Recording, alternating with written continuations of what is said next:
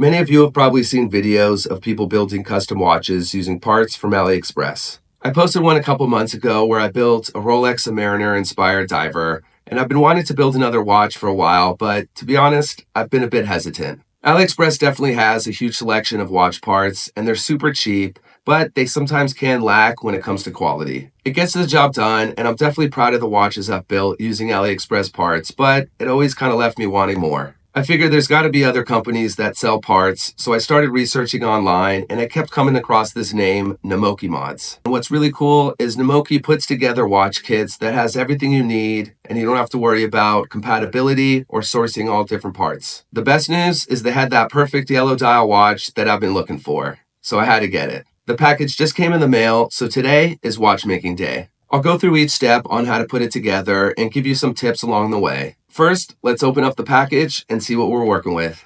The bracelet is really nice and solid. It's an oyster style and it's fully brushed. You could buy just the watch kit or also tools, and I decided to get both. It has everything you need, and there's also instructions, so you'll be good to go. The parts come in these really cool blue tins. The dial is what really attracted me to this particular watch kit. As I've said, I wanted a yellow watch, and this is the perfect dial for that. It's simple, has a sporty look, but also dressy. Really nice details, small little Namoki logo, and just the words automatic at the bottom. For the movement, it's Seiko's NH35 automatic, hand winding, super reliable. It does have a date function, but this watch doesn't require that. I've used this movement before, and it's easy to work with.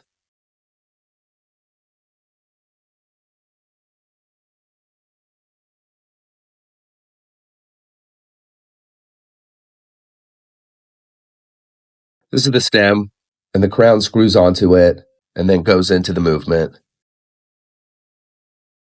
The hands are really nice, polished and filled with lume. Should go really well with the dial. I'm excited to see the watch case. I haven't opened this up yet.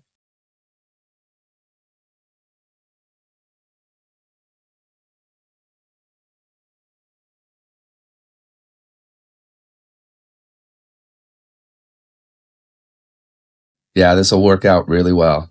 Nice details, drilled lug holes, polished fixed bezel. The crystal is sapphire and has a clear anti-reflective coating.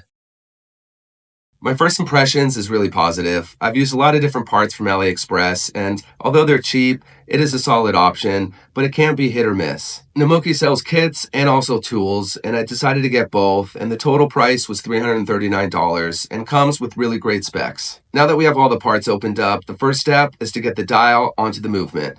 To get the dial on the movement, super easy. On the back side, there's these legs that go onto holes onto the movement to keep it in place.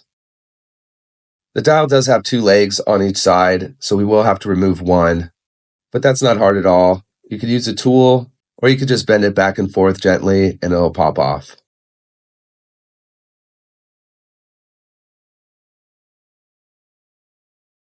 Once you have the legs removed, you just line up the dial over the movement, press down, get it in place, and you're good to go.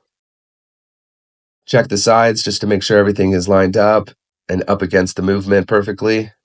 Before we continue, you do want to make sure that the hands are at the midnight mark so that when the date changes, it happens at midnight. So wind the watch until you feel the click of the date change and then stop. I can't take my eyes off of this dial. The yellow color is absolutely perfect, exactly what I was looking for, and the details are really nice. Although it's more than what I've paid with AliExpress, it's definitely worth the upgrade. With the dial on the movement, the next step is installing the hands. It's definitely the most challenging, but if you take your time and use the gentle hands, everything should go really smoothly. To help protect the dial as we install the hands, I'm going to use this cover to make sure we don't scratch anything. Installing the hands first is the hour, and the way it goes onto the movement is the hole on the hands line up over a post on the movement and fits around it, and then you press down to lock it into place. Don't use too much weight when you press down because you can bend the hands, so be a little gentle. Once the hour hand's on, you can move on to the minute. It's all the same as the hour as far as getting it installed.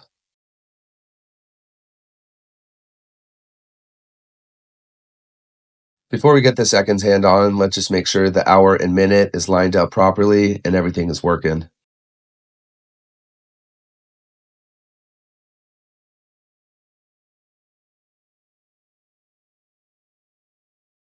Yeah, that lines up real nice. That's awesome. Now is definitely the hardest hand, and that's the seconds. The reason why it's so difficult is it's really tiny, and the seconds hands gets installed onto the movement a little bit differently than the other hands. There's a post on the hands that goes into the hole on the movement, so it's kind of a reverse. And definitely use a magnifying lens, otherwise it's going to be really tough to do. Everything's looking good so far, so let's push in the crown, activate the movement, and get that seconds hand moving. I'm really pumped how this is looking so far. These hands and dial, oh my gosh. Things are looking real good. The hands are a perfect fit for this dial, and seeing them together, the watch is really starting to come alive. There's a lever on the movement that you press down, and it releases the stem, and then you can take it out. The kit did come with a separate stem that's compatible with the NH35 movement, so let's get the crown off, and then we could get the stem onto it.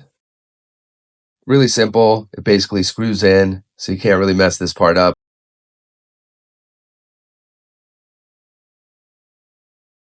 Opening up the case is really easy. You basically take this case back removal tool, screw it off, and that's about it.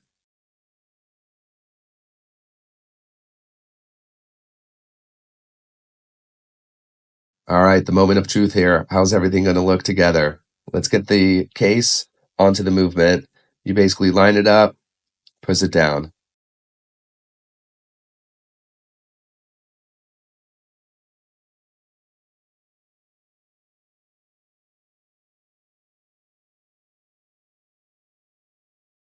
When you flip it over, you just want to make sure the movement is fully pressed down and even.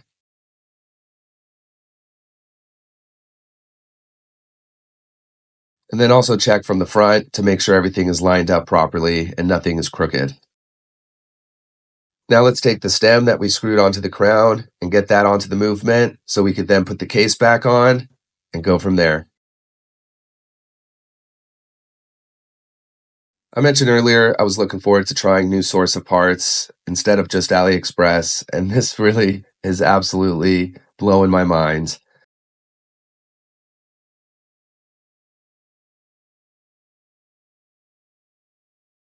The details on this dial is really like nothing I've seen before. The hour markers are polished and really just shine and play with the light so perfectly. The hands look so good. The details on the case are just right. All that's left is installing the bracelet onto the watch and seeing it on the wrist. I could already tell this watch is going to be a total strap monster and look great on a lot of options, so I'll make sure before the end of the video to show it on a bunch of different straps. Getting the spring bars off the case is really easy. Use the tool, press down, easy peasy. Let's get them both off and get this bracelet on as soon as we can. Putting the bracelet is pretty much the same as removing the spring bars, just kind of in the reverse order.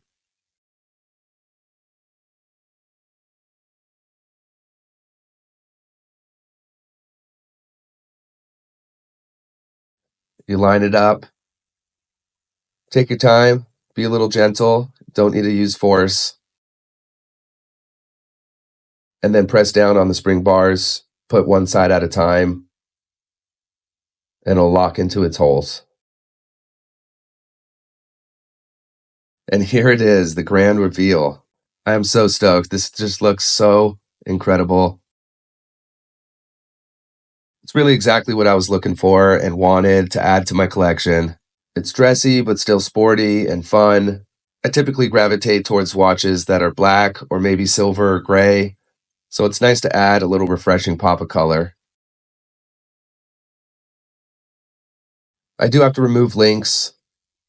Looks to be two on the top, one on the bottom, and it uses screwed pins, So all you got to do is find a tiny little screwdriver, and you got that. You are witnessing the first time I'm putting this watch on my wrist, and I am so excited. The bracelet's really comfortable, and I like how there's no polished parts. Just goes really well with the watch. And yeah, this looks so good. I mentioned earlier I'll show you the watch with different straps. This is a fitted rubber strap, and I think it looks really good. Definitely gives the watch more of a sporty look, really comfortable. And of course, you can never go wrong with the classic black leather strap. I'm not sure if I'm going to keep it on the bracelet or this strap because it looks really good on this one. And this last strap is a brown distressed leather. Looks really good. Gives the watch a definite different look to it. I think the brown looks good with the yellow. Yeah, this one plays. I'm so pleased how everything turned out. Putting the watch together went really smoothly, and the watch looks absolutely incredible. I might be biased since I helped bring this yellow beauty to life, so let me know what you think of the watch. I hope this video was helpful and gives you the spark to build one yourself. It's really not that hard, and if I could do it, so could you. I put some links in the description as kind of a resource guide to get you started. Thanks for watching. I'll see you next time.